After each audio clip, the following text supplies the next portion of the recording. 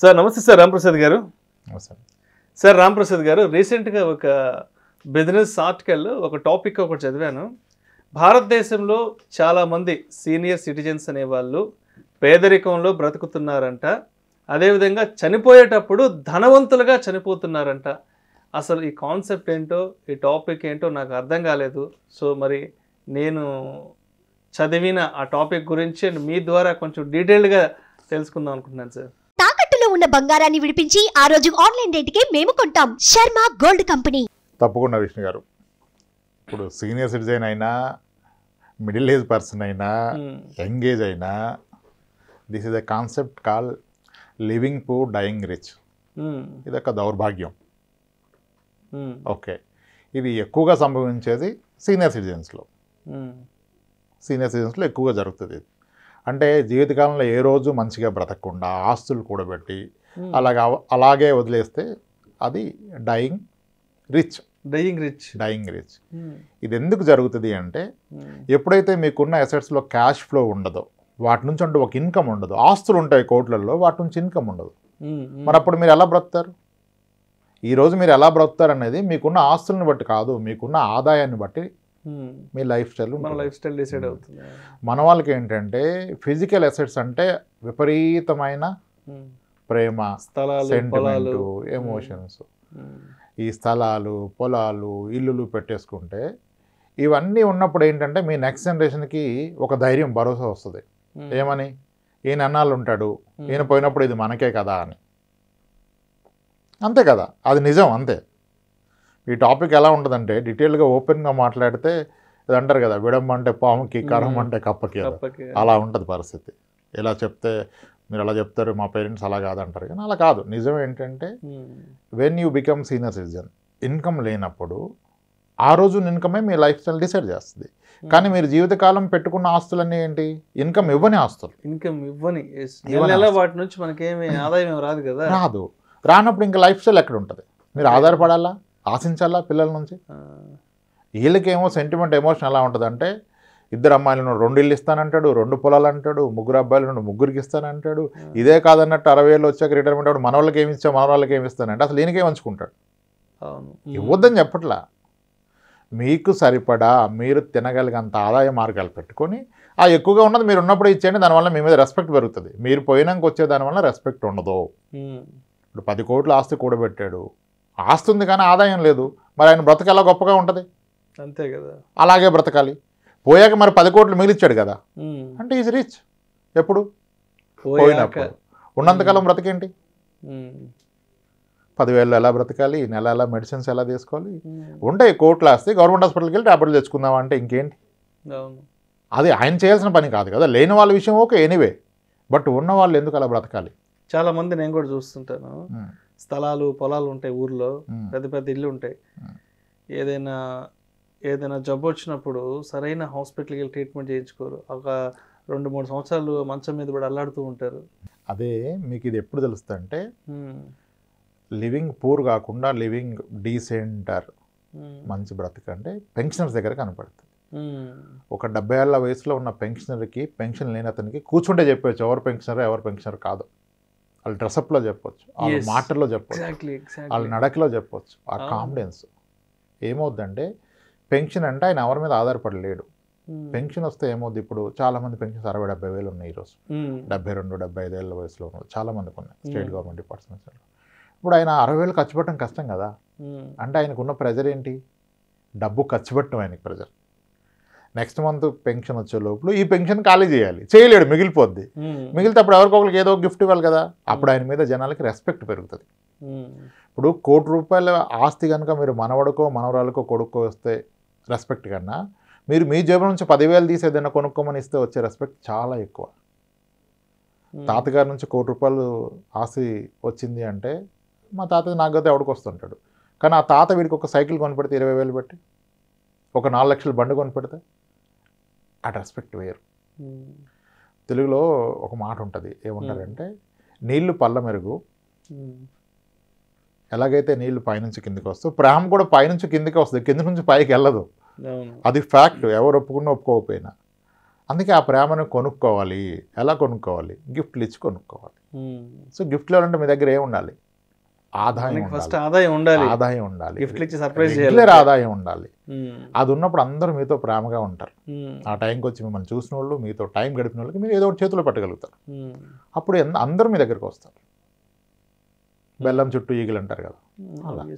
అది అది ఏది నిర్ణయిస్తుంది? మీకున్న ఆస్తులు నిర్ణయిస్తాయా? లేదు. ఇప్పుడు 10 కోట్ల ఆస్తుంది, ఆ కొడుకు 20,000, ఈ కొడుకు 15,000 పంపుతున్నారు. సరిపోయినప్పుడు కూతురు కూడా 10,000 ఇస్తుంది. ఇప్పుడు వాళ్ళు ముగ్గురు ఏమనుకుంటారు? పంపకాలు ఎలా చేసుకున్నా ఆలోచిస్తారు. ఒకడికి ఇంత ఖర్చు ఎందుకు అవుతుంది అంటారు, ఒకడికి 30,000కి మించి ఎందుకు అవుతుంది అంటారు. ఎందుకు అవుతుంది వీళ్ళకి అర్థం కాదు. అక్కడ ఉండి తెలిస్తే అర్థమవుద్ది. మరి ఆయనకి ఖర్చులు ఉంటాయి కదా, రెస్పెక్ట్ ఉన్న వాళ్ళకి ఏదో ఒకటి ఇవ్వాలి కదా, ఇచ్చానని చెప్పలేడు. సో కాబట్టి మీకున్న ఆస్తిలో సాధ్యమైనంత మేరకు, కనీసం సగం మేరకన్నా మీ కొరకు పెట్టుకోండి. మీ కొరకు పెట్టుకుని మీరు తీసుకెళ్ళలేరు కదా, మీ కొరకు పెట్టుకోవాలంటే మీ కొరకు వాటిని ఖర్చు చేయండి. ఎప్పుడు పోస్ట్ రిటైర్మెంట్. ఓకే, ఇది సీనియర్ సిటిజన్సే కాదు, ఈవెన్ యంగేజ్లో కూడా వాళ్ళకున్న అసెట్స్ చూసినప్పుడు అసలు నిజానికి వాళ్ళు అంత టెన్షన్ పడి ఉరకాల్సిన అవసరం లేదు. అది అర్థం చేసుకో. 10 కోట్ల స్థలాలు ఉన్నాయి సార్, కానీ ఈ నెల జీతం 60,000 వస్తేనే బ్రతకడం అంటే ఎలా? ఎవరి కొరకు 10 కోట్లు? ఎవరి కొరకు 10 కోట్లు? ఇంకొంతమందిని చూస్తుంటారు, కనీసం కాళ్ళకి చెప్పులు లేకుండా కూడా తిరుగుతుంటారు. కొన్ని ప్రాంతాల్లో చూస్తే కాళ్ళకి చెప్పులు ఉండవు, సరైన చాలా ఉంటాయి, చాలా అటైర్ ఉండదు. చాలా మందిని కలిసాం. We are not suppose to disclose. చూస్తుంటాం మనం బయటకు వెళ్ళినప్పుడు, మన చుట్టూనే ఎక్కడికో వెళ్ళి మళ్ళీ దాని గురించి రీసెర్చ్ ఏం చేయబడలే. మన ఊరు వెళ్తేనో ఇంకెక్కడికి వెళ్తేనో మనకి అన్ని కనిపిస్తుంటాయి. ఇట్లాంటివి. This is the biggest disease. అవును, living poor, dying rich. You should spend your money. ప్రతి ఒక్కరికి తెలుసు కదా క్లియర్గా, నా పిల్లలకి ఏం చేశాను, ఇంకా అంతా అక్కడితో నా బాధ్యత అయిపోయింది, ఇంకా నేను కూడబెడతాను, ఇస్తాను, అదే చూస్తాను నేను. చాలా మంది పెన్షనర్స్ ఫైనాన్షియల్ ప్లానింగ్ వస్తే మా మనవడికి ఏమన్నా చేయాలి సార్ నేను అంటాడు. మనవడికి ఏమన్నా చేయటం ఏంటి సార్? కొడుకు చేయడం అయిపోయినా వాడు వెల్ సార్, యూఎస్ వెళ్ళిపోయాడు సార్, వాడు పలానా స్టేట్లో ఉంటాడు సార్, వాడు ఇండియా వస్తుంటాను కూడా మంచి ఇల్లు కట్టాను సార్ అంటాడు. ఇప్పుడు మా మనవడికి ఏమైనా చేద్దాం చూస్తున్నాను సార్, చెప్పండి సార్ ప్లాన్ అంటాడు. చెయ్యి, కాదంటలా, కానీ నువ్వెంతో ఎప్పుడు అదేనా ఆలోచన? అది చెయ్యి. బట్ నీ గురించి నువ్వు కూడా నీ లైఫ్లో ఎక్కువ ఖర్చు పెట్టు, తిరుగు, నీ ఫ్రెండ్స్ని కలువు, అందరి దగ్గర రెస్పెక్ట్ సంపాదించు. ఆ రెస్పెక్ట్ ఆరోగ్యాన్ని కాపాడుతుంది. 10 మంది మనం గౌరవిస్తే మన ఆరోగ్యం బాగుంటుంది కదా. అది రావాలంటే మీరు 10 మందికి ఇచ్చే స్టేజ్లో ఉండాలి.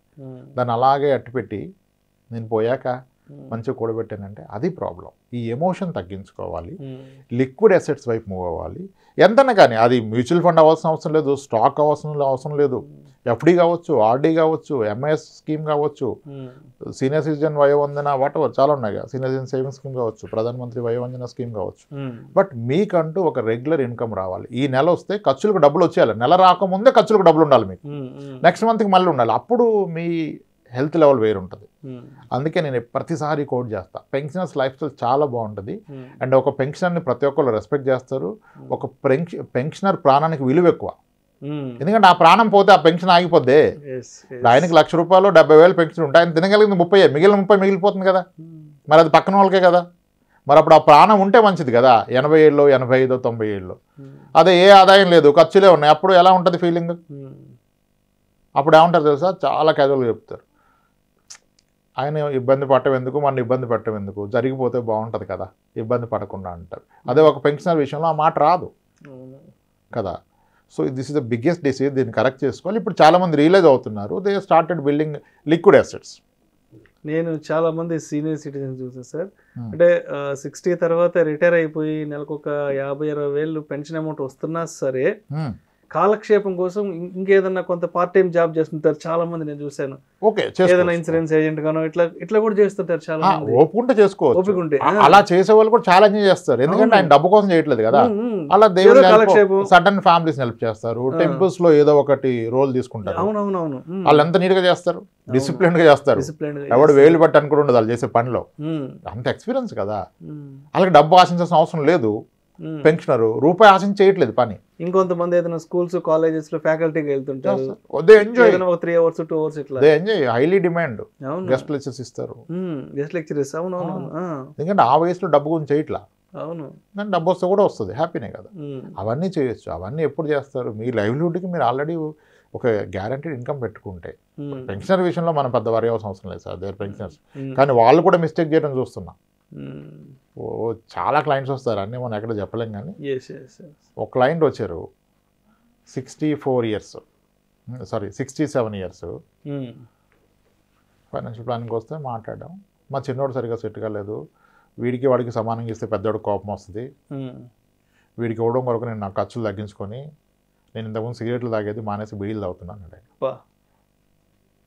అంటే టు వాట్ ఎక్స్టెంట్ ఆయన కన్సర్న్ కొడుకు గురించి ఏమీ చెప్పలేవు, ఆయన ప్రయారిటీ కదా. అరే అనిపించింది, అరే 67 ఏళ్ల వయసులో కొడుకు గురించి ఒక తండ్రి తన పెన్షన్ని త్యాగం చేస్తున్నాడు.